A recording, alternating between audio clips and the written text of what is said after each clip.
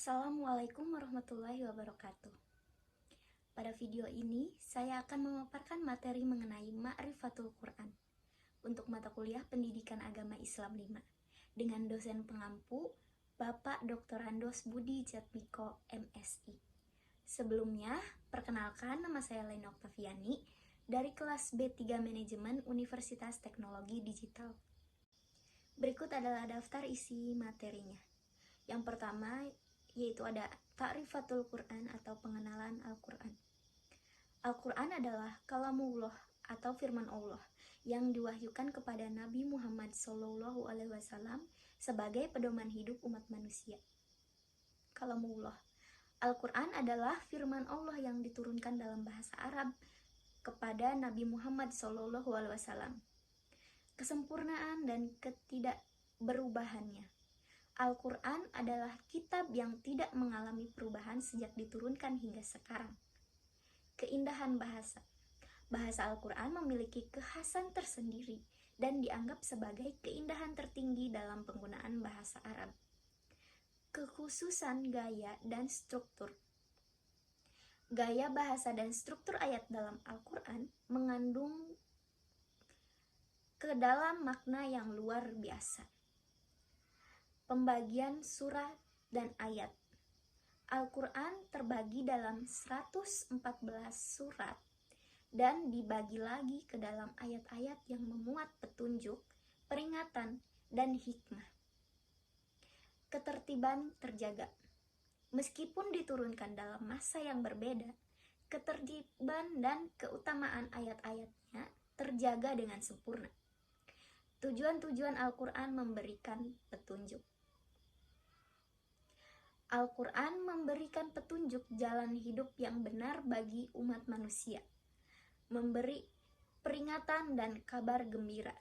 Selain memberi peringatan terhadap tindakan yang salah, Al-Quran juga memberikan kabar gembira bagi mereka yang beriman dan bertakwa. Kedua, ada Asmaul Quran atau nama-nama Al-Quran. Pertama, Alkitab. Disebutkan dalam Al-Quran sebagai petunjuk yang tidak diragukan bagi orang yang bertakwa. Istilah Alkitab mengisyaratkan pentingnya menuliskan Al-Quran, sebagaimana disarankan Nabi Muhammad SAW untuk menulis ayat-ayat Al-Quran. Kedua, Al-Huda atau petunjuk. Al-Quran disebut sebagai Al-Huda yang mengandung petunjuk dalam dua hal. Pertama, hidayah takwiniyah yang terkait dengan penciptaan manusia, ilmu pengetahuan, dan hukum alam, serta hidayah tasyri'iyah atau petunjuk syariat dalam menjalani kehidupan sesuai dengan ajaran Islam. Yang ketiga ada Ar-Rahmat atau rahmat. Al-Quran disebut sebagai Ar-Rahmat karena keberadaannya sebagai rahmat bagi umat manusia, membimbing mereka dalam mencari petunjuk. Keempat, An-Nur, cahaya, dan Ar-Ruh, roh. Al-Quran dijelaskan sebagai cahaya yang menuntun kebenaran dan sebagai roh yang menghidupkan hati yang telah mati. Kelima, Asy-Syifa atau obat.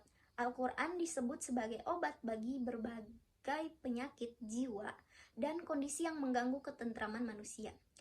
Keenam, Al-Haq atau kebenaran. Al-Quran adalah kebenaran yang berasal dari Tuhan, yang menunjukkan bahwa seseorang tidak seharusnya termasuk orang yang meragukan. Ketujuh, Al-Bayan, penerangan, dan Al-Mau'izah, pelajaran. Al-Quran digambarkan sebagai penerangan dan pelajaran bagi manusia, memberikan penjelasan atas segala sesuatu serta menjadi pedoman hidup bagi orang-orang yang bertakwa. Kedelapan, Al-Mizah, penimbang, dan Al-Busro, berita gembira.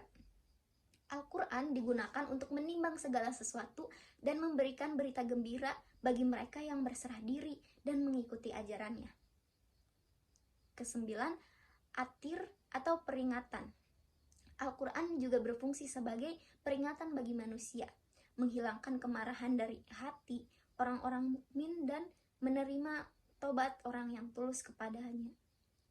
Pada materi ini memberikan pemahaman yang mendalam tentang peran Al-Quran dalam menjalani kehidupan, menyediakan panduan bimbingan bagi obat bagi jiwa, serta memberikan penjelasan dan berita gembira bagi mereka yang menjalankan ajarannya dengan sepenuh hati.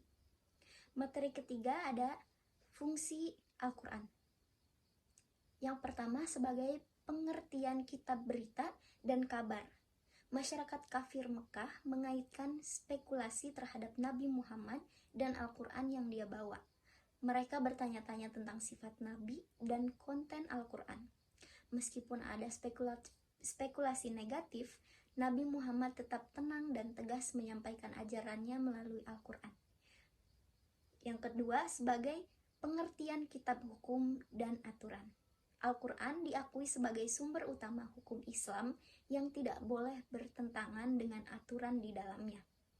Al-Quran juga dianggap sebagai dasar agama Islam yang mengandung kaidah-kaidah yang tetap dan tidak berubah sebagaimana yang terkandung dalam firman Allah. Yang ketiga, sebagai pengertian kitab jihad, Al-Quran memerintahkan umat muslim untuk melaksanakan jihad dalam berbagai makna, termasuk pertahanan diri, perjuangan agama Allah, melawan godaan setan, dan menghadapi hawa nafsu. Ini merupakan bagian penting dari ajaran Islam yang dijelaskan dalam Al-Quran. Kitab Tarbiyah. Al-Quran menolak tuntutan bahwa Rasul ingin disembah, menegaskan bahwa itu adalah wahyu yang diberikan Allah dan bukan hasil khayalan manusia.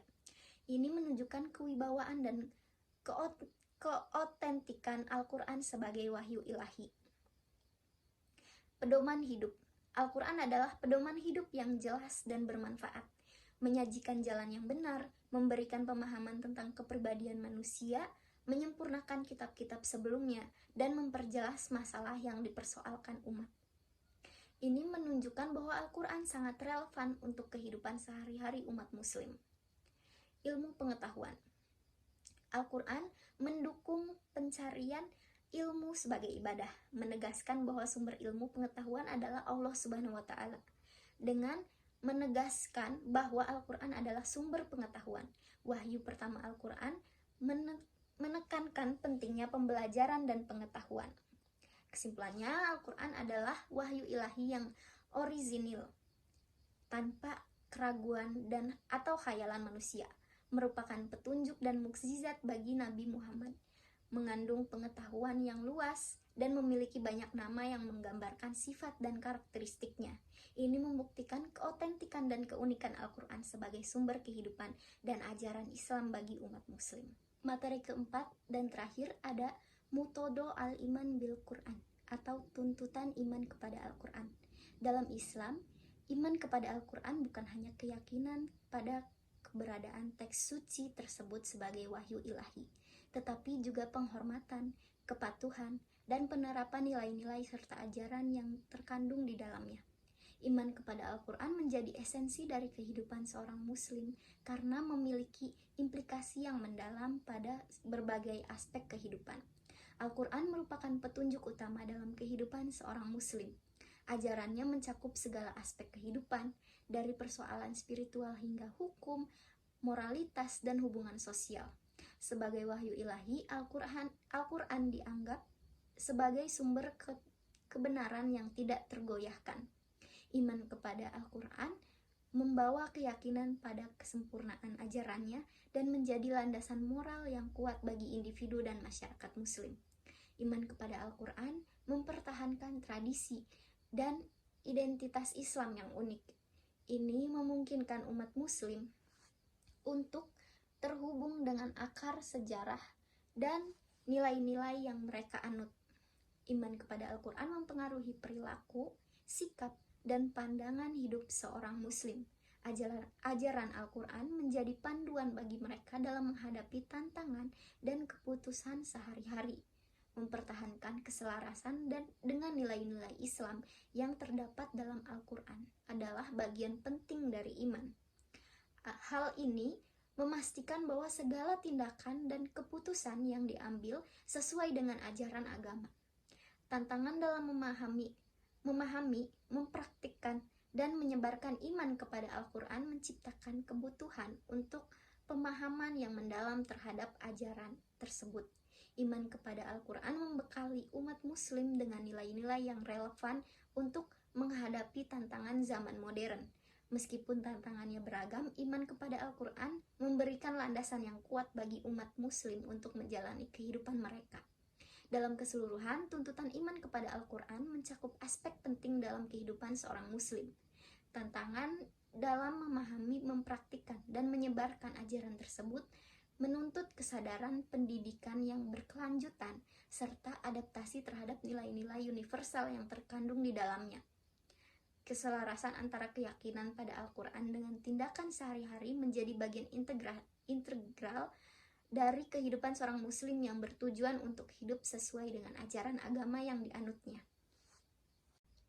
Demikianlah pemahaman saya mengenai materi-materi Ma'rifatul Quran yang telah disampaikan oleh dosen pengampu. Saya mohon maaf untuk kesalahan yang terjadi pada pemaparan dalam video ini. Terima kasih untuk yang sudah menyimak. Wassalamualaikum warahmatullahi wabarakatuh.